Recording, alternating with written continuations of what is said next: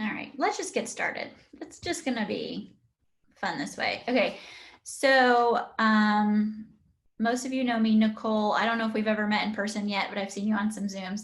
My name's Tiffany Davis. I'm the MCA in Mount Pleasant and West Ashley.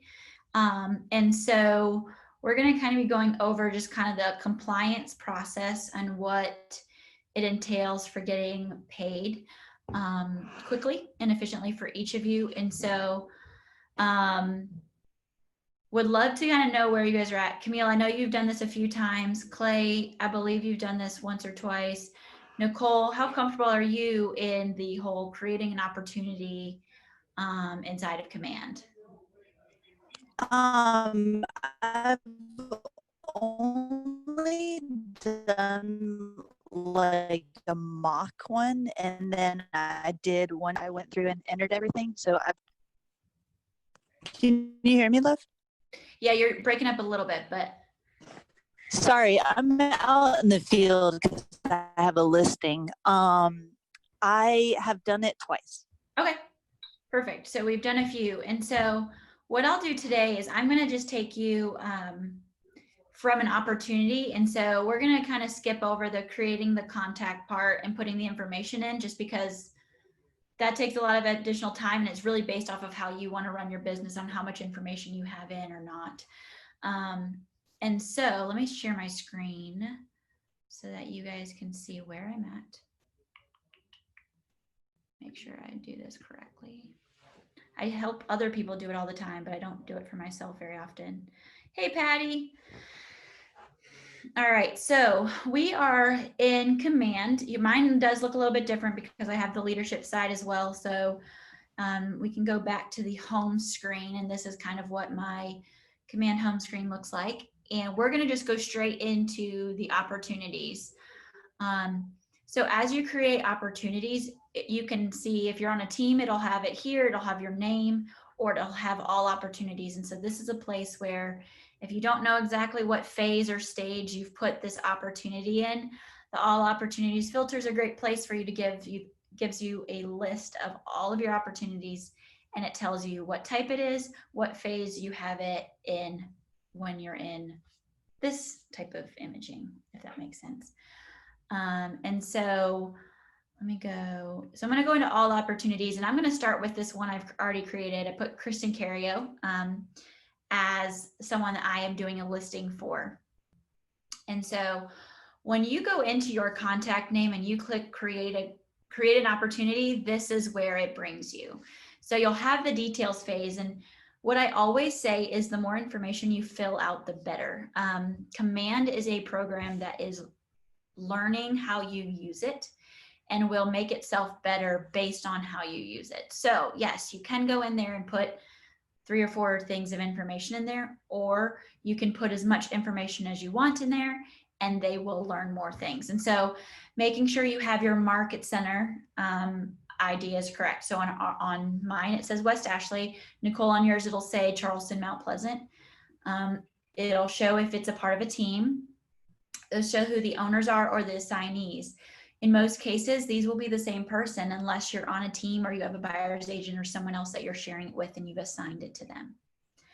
The phase and stage is how you use your opportunities. There's a way for you to create opportunities for people, even in the cultivate stage. You might not have especially if they're a buyer, you might not have a specific house you're going through the compliance process on, but you can kind of still keep them in that cultivate phase or whatever phase they're in to use Command at a high level and make sure you're following your pipeline. Here you can put your contact name and whoever the co-seller is if you want to keep track of who the other agent on the other side. You'll be able to show where your appointment date is, when the contract or agreement was won, the contract date, and the close date. So if at any time you need to update this, you just click the pen button and it'll let you come in here. So I can tag it however I want based off of your tag. So I can say it's a listing and I can create a listing tag. Or I can say, oh, this contract was from my sphere.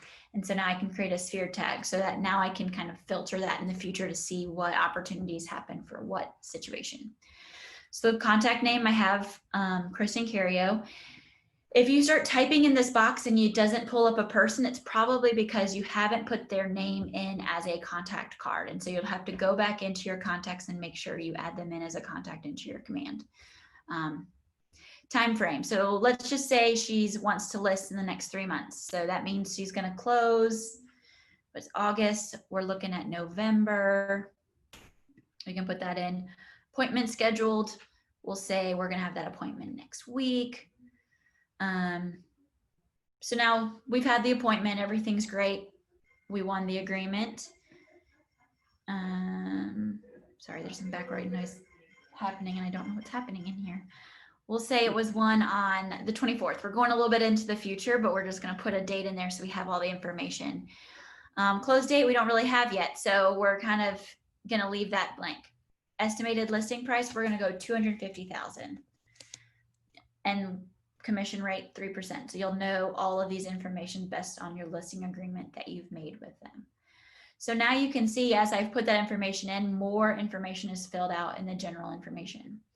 Property information. This will be a good thing for you to fill out. You can search United States and Canada. I'm going to do 123 Long Point Road or 1235 Long Point Road. And that's going to be my listing for what we're using today. You would find the address you're looking for and make sure you put that in. I just have a quick question, Sure. Tiffany, with the commission. Are we just putting our percentage or the total commission? Yes. So you're just going to put your commission. Okay, perfect. Thanks. Over here on the seller worksheet, you will get the opportunity to put your buyer's commission in there as well if you would like to keep track. So say they decided to do 2.5, we'll just do it so it's something different. You can put that in there as a way to save that information. However, your commission is based off of the part you're getting, and everything you put in here will lead to a cleaner commission request as you go forward. Cool. Awesome. Thank you. Yeah. Yeah, I appreciate it. Thank you. Perfect. So then because this is a listing, it'll automatically populate a seller profile. This is where it's going to show you if this person has your app or if this person is using your guide within Command. And so the consumer KW app is available, and the consumer is able to connect with you on that app, and you're able to create your own guides. And so that's going to be another training that's coming up. So I'm not going to go too detailed into this. However, this is where you're going to be able to see that, hey, I have this person in my leads and I'm nurturing them and I have this listing, but they're not even using my app, right? And so we want to make sure we get them registered on that platform. Documents. This is when we get to the compliance part. It is extremely important that you select which type of checklist you need. So we have an option for residential, land, and commercial. If it's a buyer opportunity that you stated from the beginning, it will also give you the opportunity for a new construction. So and that's going to be really important, because if you have a buyer that's buying new construction, the documents that are required for you are a lot different than just a residential closing. And so make sure you select the right checklist, or else compliance people are going to come back and say, hey, you're missing this disclosure. Hey, you're missing the CL 100. And maybe in new construction, some of those things aren't required. And so that's the way to communicate that properly. So we'll just go with this is going to be a residential. And what you'll see here is there's 3 different folders that are required for your compliance. So inside you'll see listings. And let me move here. You'll have 3 different folders: the listed, the under contract, and the closing. And so inside your listed, you'll see here's a checklist of documents that you possibly could be putting in this folder at the time. And below there, you'll see there's these little conditionally required notes on the bottom. For compliance purposes and for getting paid, it is important that you make sure you're making note of that. If it says required, you must have a document in here filled out. If it's waived or something on the contract, I do ask that you maybe take a sheet of paper and upload something that says, per contract, this is not required. We have compliance checkers that check everything in the afternoons. And so it's just a way to communicate with them clearly what is happening and what's not. And so you can connect two ways, right? So you can always start your transaction and get into DocuSign, and that's going to be another class coming up on how to do that. And if you don't have that set up, please be on the lookout for that. I don't have access to DocuSign, which is why I can't really get farther than this point. But we'll go back into documents. You can always manually upload everything. So if you do have it saved in a different place, you just go to add file, drag and drop, and you can browse your computer. I'm just going to upload something. It'll pull this up and you'll just click assign. And now, I mean, obviously the QO workshop packet is not what this needs. However, for this situation, this is kind of what it will look like. Upon uploading all your documents for each folder, then you would go in and click submit to MC. So I'm going to just so that we have everything, I'm going to go upload something for every single required document because we only want you to submit once. So now that I've looked at it and I've seen, okay, I've got the agency uploaded, I've got the listing agreement uploaded, I've got the property disclosure uploaded. Here's a quick question. Do you have a referral on this? If you do have a referral on this, it's imperative that you make sure to upload the referral agreement and the W-9 of the brokerage you're sending the referral to. That's going to be extremely important to make sure we have, because if we miss that, then someone's not getting paid, and that's never a good thing. And at this point, then you can submit to MC. Once you click submit there, it'll pull up this pop-up. You submit again, and now it says submitted. You'll also see that it's changed the gray bar on this end to saying submitted. This means now our compliance people can check this, make sure if things are accurate, and you'll get either approved or rejected. The other cool thing about this is as you're connected to the Kelly app, you'll also get notified via that if anything was approved or declined and what the reason was. The most recent feature is now when things are rejected, you will also get an email of all the things that need to get fixed in the process.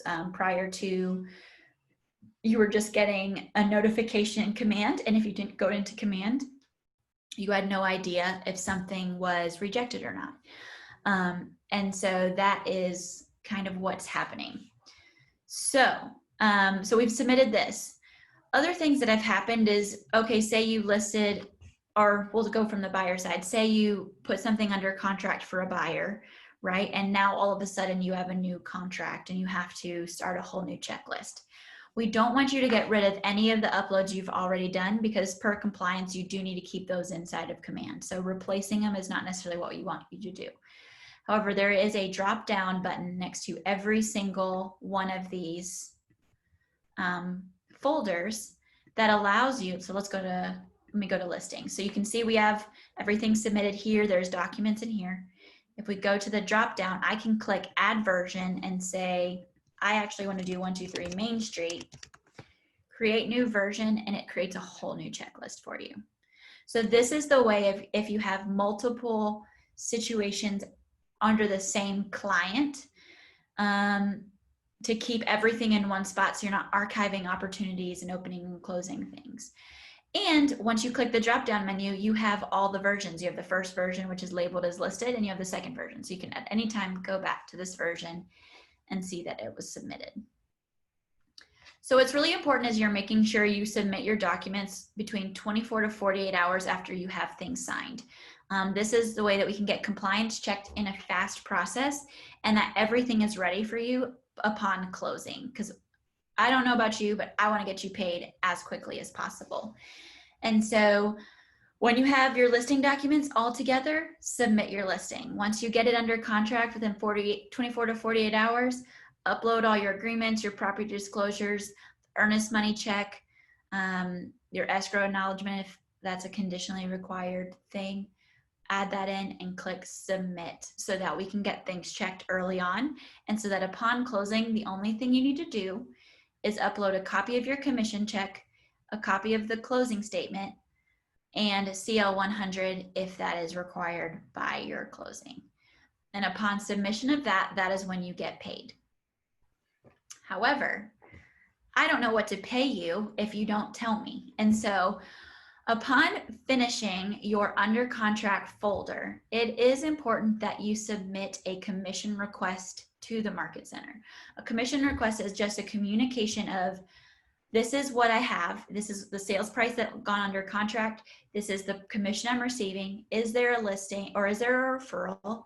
Is there a closing transaction on there? Is there a productivity coach? Like, what are the things in this deal that the Market Center needs to know about, so that when closing time comes, I get paid quickly? So for instance, Patty, you have a closing that has closed, right? And there's a 50% referral on it.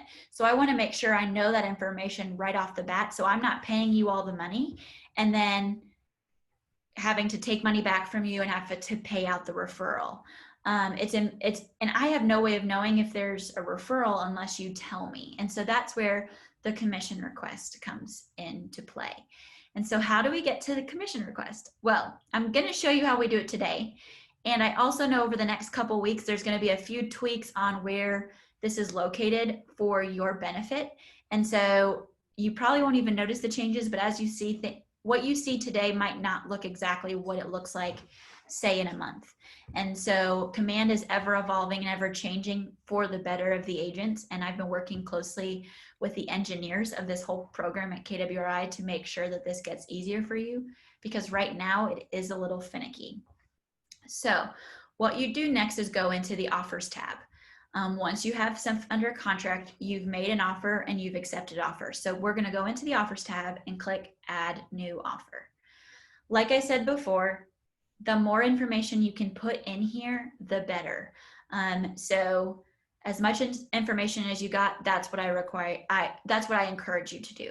However, I also know we're real estate agents. We're very, very busy. So there's also this idea of like, get what you need in and let's get paid, right? So I'm not trying to sit here and say, here's all this data entry you have to do. I'm also saying, like, let's find a balance of how do you want Command to work for you and how do you want your time to go?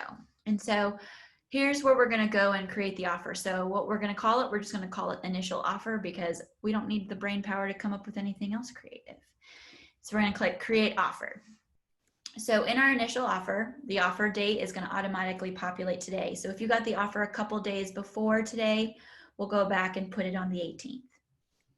It's asking when we're going to close. This is important to know. When on the contract did you write that it's going to close? Is it 30 days? Is it 45 days? Is it 60 days? This automatically populates a few days in advance. And if you put this date in wrong, it doesn't quite communicate to me when we're closing. And so it is important to make sure you put this correct. So we're going to go with just 30 days because we know that's pretty much the standard. Things are going 45 days, 60 days right now, but we'll just go with September 18th. Once we click that, we'll go to parties. And here it's going to ask us for the buyer name. We already have all the seller information because that's your client. So this is where you're going to put in, I'm going to put John Smith. The only thing required on here is the name. However, if you have their email address, if you have the phone number, if you have the fax number, here's a one-stop location for you to put all of that information in. No, they are not your clients, and we need to be careful that we're not marketing to them while they're in a buyer's agency with someone else. So this is being recorded, so I'm making sure to say that we are not allowed to break buyer's agency and not allowed to solicit people that are under contract with someone else as real estate agents. However, if you want to take down their information for your records, here is the one spot you can do that. The associate's name. So this is going to be the person, the agent on the other end. Camille, I'm going to use you because you're right here on my screen. I can see you, okay? Okay. Yeah, What was that? I was getting ready to go because I think I'm gonna get my answer from Krista or Jay. Because Okay. I have to do a so-called green sheet that I don't Okay. want to do. Yeah, that's fine. I'll just still put your name in, but if you need to head out, that's totally Okay. cool. Thank you. So this is going to be the other agent on the other side of the deal. What's important about getting this is because you also know that Keller Williams is a profit share company. And so one of the ways you can use this is this keeps track of who are you doing deals with? What's their email? What's their phone number? Getting referral business and getting in relationship with other real estate agents can be very important and imperative for your business. And so as you have people you have good deals with and you're like, man, I really want to be in business with this person, this gives you a one-stop shop place for you to collect their information so that you can reach out to them after the deal's over and be like, hey, I really liked working with you. Would you like to learn more about Keller Williams, or however that goes? We're not asking you to be a recruiter. What we're just saying is here's a great place for you to keep in contact with people that were on the other end of your deal. So Tiffany, So yes. does this put that person into your contacts then? You know, I don't know about that, but that's a great question. I will look into that because if it doesn't, it should. Yeah. Okay. So if I wanted to see Camille a month from now, how would I find her if it's not in my contacts? Correct. You'd have to remember, from what I know for sure, you'd have to remember, oh, I did that deal with her. Let me go get it. Now, I do love that idea of if I put their associate's name in here, they become a contact of mine, and I'm going to pass that up to the powers that be to see if that's something, one, that's already happening, or two, we can make that happen. Okay, so if I wanted to find Camille again, then I would just go to that deal, that transaction in my... Yeah, and her information is going to be inside the offer. So you'll be able to view that at any time in the future. And then we'll go to terms. So this is kind of where you're given the breakdown of the deal. Nothing in here is really required. So you can click next and just go straight to agent analysis, or you can put in the information because once again, command learns how you operate. And so the more information you tell it, the better. So if you say, hey, I have this $250,000 house, they put $5,000 cash down, it will learn how it operates. So now in the future, as you have a deal that's $250,000, it's like, hey, tell your client last time you had a deal that was $250,000, putting X amount of cash down early made that deal get accepted faster. And so yes, that's a long play of vision of what this does, but that's kind of why it asks a lot of information. So you can give as much information as you want, or at least amount of agent as you want, but the more information you give it, the more it learns how you do your business. So I'm going to just say we're going to put $10,000 down, which means the rest of it's financed because we know it's a $250,000 deal. Earnest money, we'll say for earnest money, they put 2% down. So they put half of the cash down. And then we had option fee. I'm not sure what that is. You guys might know better what that is. My guess is if you know what it is and need to use it, go for it. And then here's where you can put your terminations information in, seller contributions if there's anything under contract, or settlement costs. So you can put that in there if there's anything special about that. Well, next we'll go to agent analysis. A lot of times this will be used if you have the buyer side. So this is if you have, or no, this will be great for the listing. So if you have a bunch of offers come in for your listing, you're able to put in your pros and cons in your summary for each offer. And then it'll allow you to create a PDF and have for your clients and say, here are my 4 offers, here are the pros and cons of each. And this is where I think you should go and what should accept. So that's kind of what that's in here. I'm gonna just leave this part blank because this is a made up scenario anyway, and you can type whatever you want in here. And then we'll click save. So here's the part where now you can add a second offer. So say you had a multiple offer situation. Lots of those things are happening with listings right now. You'll want to put in all your offers in here so that command knows that you had more than one offer. But we're just going to stick with the one. And when you're ready, you can just click accept. And now that your offer has been accepted, this commissions portion has now highlighted for you. And so now you're able to go up and create your commission request.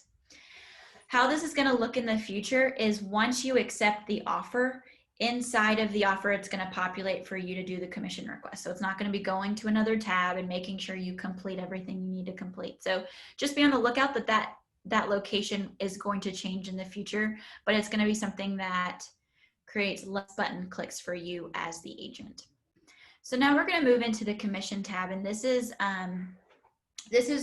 my favorite part because this is how agents get paid. And so we're going to go through here. This is going to show my information, which is not accurate because I am not an agent. So your information could look different based off of the cap requirements per your market center and the splits. So the first thing it's important to do is make sure your general information is correct. So in here, I already see I have something missing. So on the contract date, I didn't put that in at the beginning. And so I need to go in and put that in now. So I already have that my sales price was $250,000. It's a commission rate of 3% for a total commission of $7,500. It's a full unit. And that comes important when you're sharing a commission with another agent. So, and I'm going to put that we put it under contract on August 18th. So I have added that in there. Close date is still September 18th. If you need to change this, it must be changed inside of the accepted offer. So that's why it's really important that when you put the offer in, you kind of have an idea of when that date is. After this point, if anything changes, please email me if you are in West Ashley, and email April if you are in Mount Pleasant, and we will get the dates changed on the back end. And then we'll click Save Changes. At this time, you'll see contract date has been added in there, and we are ready to go to the next section. So here's the payment portion. This is where you guys get the money, and that's the exciting part. So if it is just you getting paid, it's going to be pretty simple. It has, you get the full unit. It has, you get the whole gross commission income. It says net pay to yourself because of the math we'll see below. On here, you'll see the breakdown, right? So we have 7,500, 6% goes to royalty up to a cap of $3,000, which is what this over here is stating. So that means $450 of it goes to royalty. Second, you'll see company commission. So that's 30%. Now the split is 20%. Mine just says 30 because I am not an agent. And so that's showing that $2,250 is going to be paid to company dollar, which leaves my net to agent at $4,800. And that's basically it, right? If I'm my own individual agent and there's no referral on it or anything like that, I'm good to go and I'm ready to go over here and click submit. However, I want to show you a few other examples of things you might run into. But before I do, does anybody have a question up until this point? Because I know I've just kind of gone bulldoze through a lot of things. Are there any questions we see so far? Are you going to talk about if you split a deal? Yes, I'm going to go about splitting a deal and adding a referral. So those are going to be my next two things that we'll talk about. Anything? I came in about 10 minutes late. When you get the document signed, do you scan that into DocuSign and upload it onto here? Yeah, so inside it, when you Okay. get it into DocuSign, you can automatically connect your DocuSign to Command and it uploads automatically for you. And we can show you how to do that. There's going to be a more in-depth DocuSign class because I don't have access to DocuSign on an agent side to be able to show you, walk you through that Gotcha. aspect. But we'll make sure you get that class when the time comes. Awesome. All right. Thanks. Yep. Okay, so now we've got just the basic information. Now I'm going to show you how if you're going to add a second agent on. Now remember, each side of a transaction is one unit, so that if you have both sides of a transaction, that means it's 2 units. However, that still means 2 commission requests because you have 2 separate clients. So that's 2 opportunities, or 2 sides, 2 clients, 2 opportunities, 2 commission requests. So it seems like a lot of work, but you're also getting paid double, so that's exciting. But for this situation, we're just doing one side, the listing side. So if you ever add agent and say you want to do a 50-50 split, you would be 0.5 and the other agent would be 0.5, so that the 2 agents would add up to 1 total unit. Does that make sense? How they do that? So it's like when you hear people say, oh, it's a 50-50 split, it's not like 50%, it's on here, it's calculated as 0.5, 0.5, so that the total amount equals 1 unit. So how we would do that is right here next to the payment section, you'd add another agent. And so I'm going to find, let's see if someone pops up. I'm going to find Joseph. So Joseph's on here. I've added him. He's going to be 0.5. And if I click calculate commission, it'll automatically do the math. So now half of my 7,500 commission goes to Joseph at $3,750. His split rate, that's going to populate automatically once I save. this is also where I'm going to state if I want to donate anything to KW Cares, KW Kids Can, or Bold Scholarship. If you don't know if the other agent wants to do that, do not make them pay money that you don't know about. So just leave these blank and click Save Changes. So now at this point, you'll see these two errors that come here, and it says you have a negative 0.5 balance and you have excess commission of $37.50. Well, that's because I have to change my version right here. So if I click Edit Agent Payment, I need to change my unit to be 0.5 now that I've added 0.5 to Joseph. And then I click Calculate Commission. It'll change my commission to $37.50. I can add any additional deductions I want here if I want. And I click Save Changes.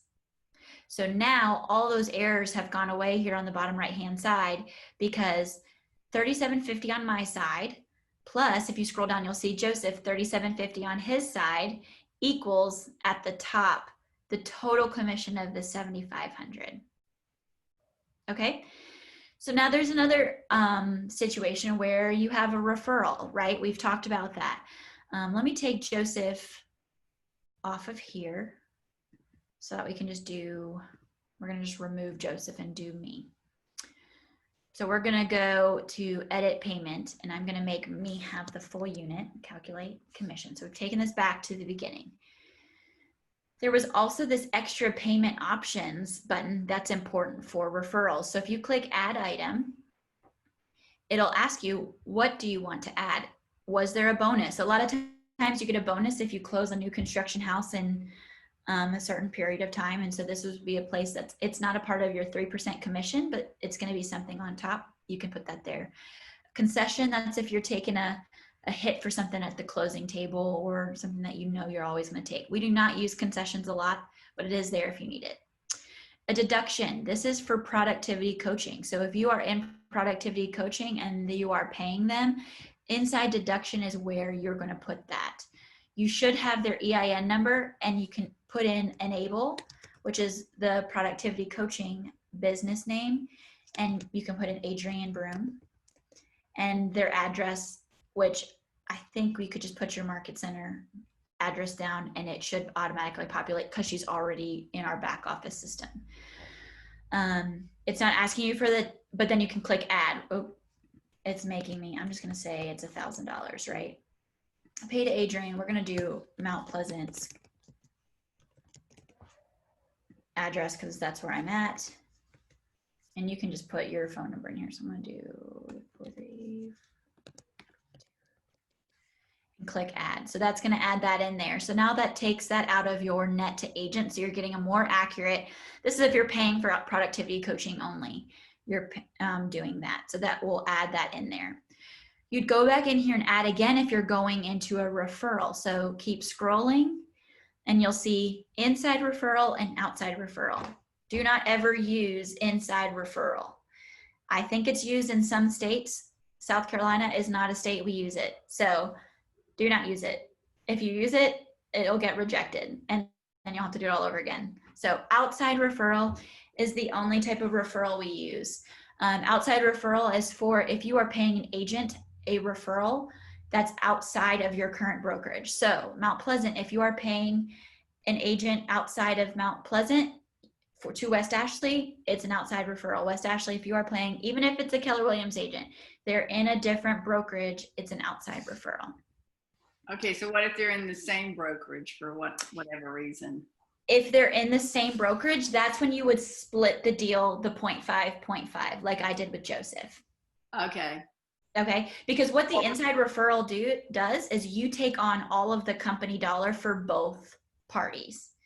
But what the splitting of the deal does, doing the 0.5 and 0.5 is, here's my portion, I pay company dollar, the 20% on my deal. Joseph has his half and he pays 20% on his half. Does that make sense? Yes. So, and I don't want you to have to pay the company dollar portion on anybody's stuff. So, and you don't want to do that either. So that's why I said don't use inside referral. Always go by adding the agent.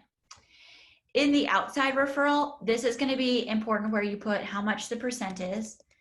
When you put in, oh, I'll just do 25. This is the basic amount. and it'll automatically populate the amount of the referral. The tax ID type is usually going to be an EIN number. That's what it is for a business. This is not the social security number of the real estate agent. We have to pay the brokerage. So South Carolina law requires you to pay the brokerage for the referral, and then the brokerage pays the agent. And so the agent you're doing the deal with should be able to provide you with a referral agreement and the W-9 of their brokerage. When you receive the W-9 of the brokerage, it's important you put the correct tax ID number in here. If you type 1, 2, 3, 4, 5, 6, 7, 8, 9, which is way more common than you think it is, it will error out and I'll have to reject it. You have to go back in here, put the correct one in and pull it back in, and that delays your payment. So make sure when you get that W-9, you're putting in the correct 9-digit EIN number for the brokerage. It's also going to ask your brokerage name. So I'm going to put Keller Williams Realty. Agent name, this is the person you're paying it to. So I'm going to put Brandy Smith. I don't know, made up the name. And then the address. You will also find the address on the W-9. So we'll just do 123 Main Street, Somerville, South Carolina, and we'll just make up a phone number because we're going to do this. And I'm not going to do, I'm going to do 7, 8. That's a made up tax ID number. So we'll just go with it. And once you click add. So now on here, you'll see. I have a question. Yep. Tiffany. Yeah. Going back to the, I have a referral that came, it's 25%, but she gave me the W-9 with her social security number, and she's the brokerage. Okay, so if she's the brokerage, it's okay to do the social security number that way. There are some people that run their brokerage through like an LLC that's run through their social security number. Right. That's totally fine. That's more an exception rather than the rule, because most brokerages are going to run through an EIN number. Okay, so I just put that in that same place, correct? Correct. You'll just do the drop down to say SSN for social security number. Okay. Now I will say, when you see that, just always double check to make sure that's the brokerage number rather than assuming that, because there are a lot of agents that will just send you their W-9 and then you pay the wrong person and it turns into a whole debacle. Okay. So now on here, you'll see, let me minimize you guys here.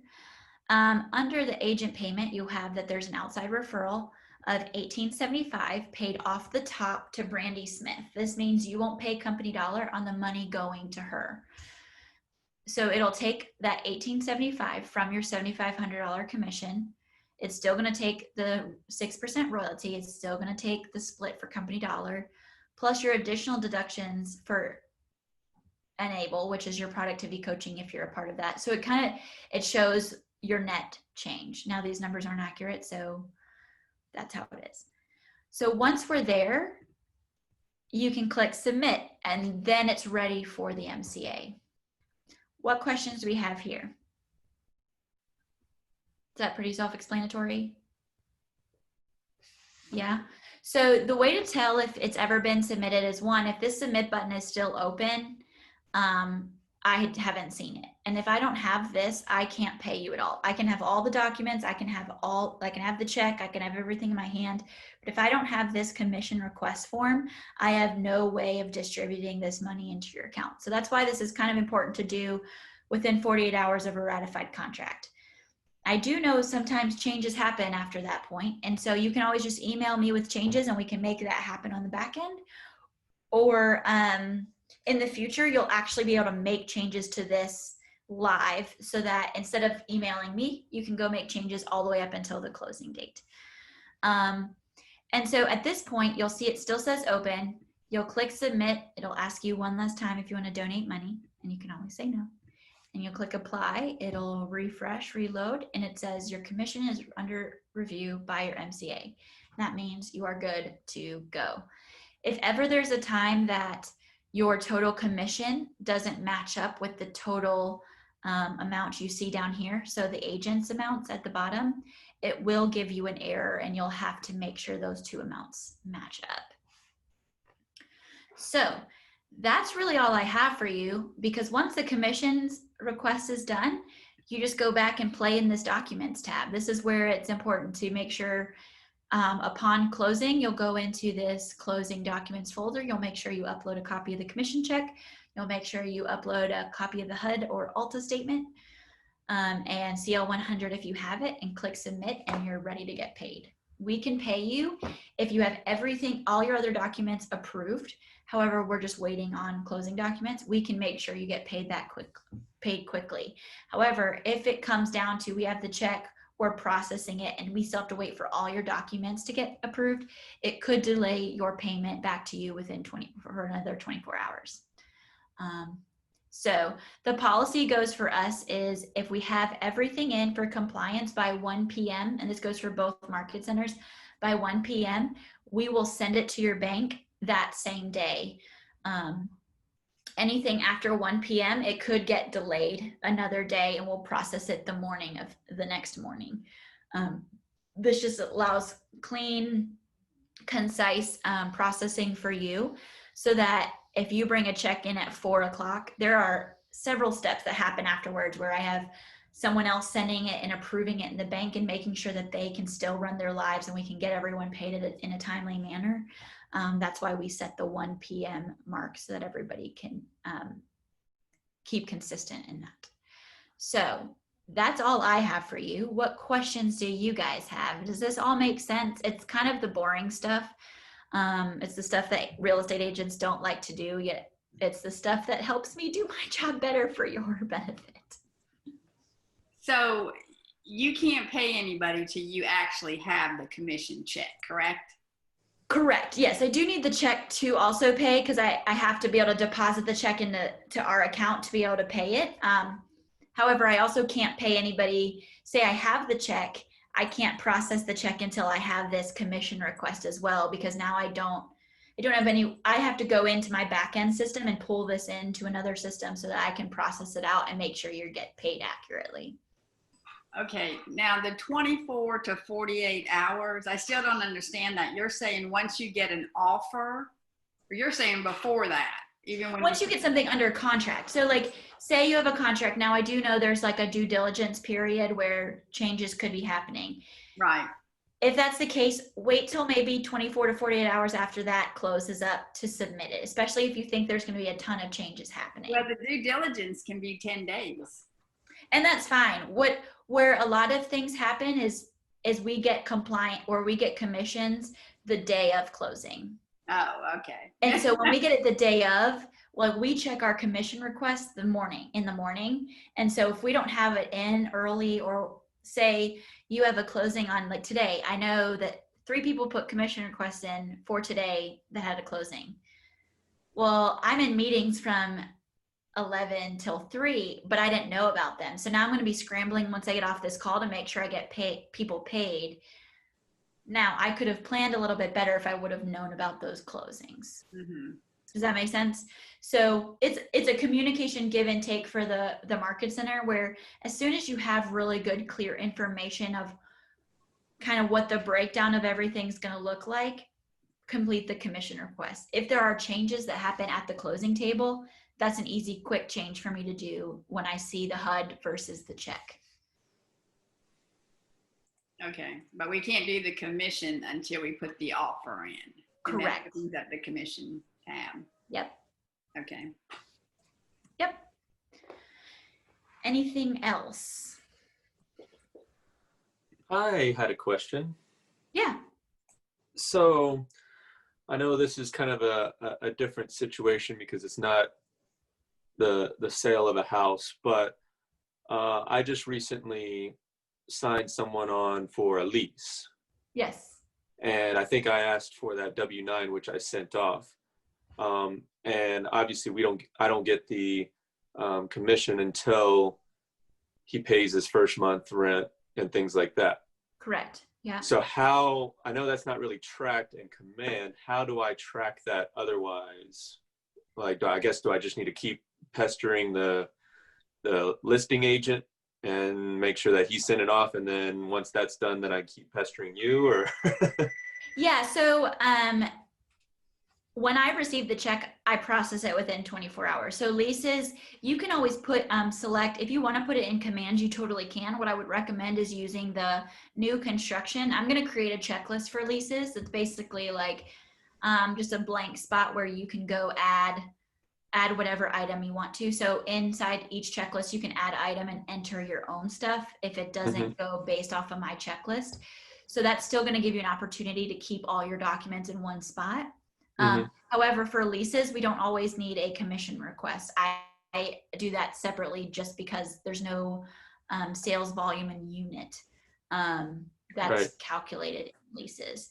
And so once I receive the check, the process is the same way. If I receive the check before 1 p.m., I process it that same day and I communicate that with you. As long as I know that that lease is for you. So what I would say is if you're going to pester, make sure you pester that they write the address of that lease and that it goes for you in some shape or form in a letter or on the memo line of the check. Because what happens a lot is I receive checks to the office with no names on it, and then I'm just sitting around with checks and I don't know who to pay. Okay. So is that something I need to do in command, or can I just say, you know, or contact a listing agent, say, just do that, please, and then send you a little message that say, hey, I should be expecting something with this address Yeah. somewhere That's at an the email. first of the month. Yep, that's just a quick send me an email. Okay. For referrals. Same with referrals. Like, so say you referred a client in Alaska, right? And they had a closing and they're going to be sending you a check. Sending me an email, over communicating with me is never going to be something that I'm annoyed by. Okay.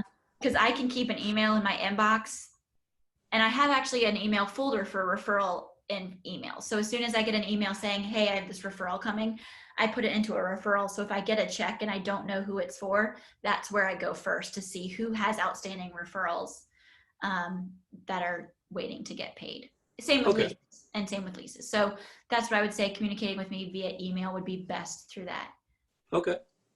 Now, does the company take any money from that lease check? So anything below $250, we do not take company dollar or royalty from. We wash that 100% to you. However, it will be on your 1099 as received as as non-employee compensation, just like your commission request will be. I'd add that on separately. You just won't be paying company dollar. Right. Okay, cool. Yep. And that goes for rental referrals as well. So there are places that give you 10% of the first month's rent. And so we have people that just make $85 here and there if they've helped broker a deal to get someone into a rental. So that's just a wash check to you. Okay, nice. But it does What go about- on your 1099. What about a bonus from a new construction? Say it's, I don't know, $1,000. Yeah, so bonuses, that actually goes into your commission request here because of new construction. You'd add that on, and that's considered GCI, and company dollar is taken off of that. So, because that's commission income. Right. Yep. Right. All right. Well, if you guys need anything, my email is tiffanyadavis@kw.com. I'm here for whatever you need. We do these classes once a month, and then we'll have different classes as we go about. So I'm available to answer questions at any time. Commission requests are new, and you learn it, and then you have to wait till you need to use it. And so if you do have any questions once it comes time to using it, please let me know. I am available by phone as well. It's in my signature. But I will say this, I respond a lot faster to email than I do phone calls. So that's just the nature of who I am. So I will be happy to answer any questions you have. And look at us, we're right at 3 o'clock. So I'll let you guys go 8 minutes early, and then thanks for being here. Thanks, Tiffany. Thank you. Absolutely. All right. See you guys later. Okay, bye. Bye.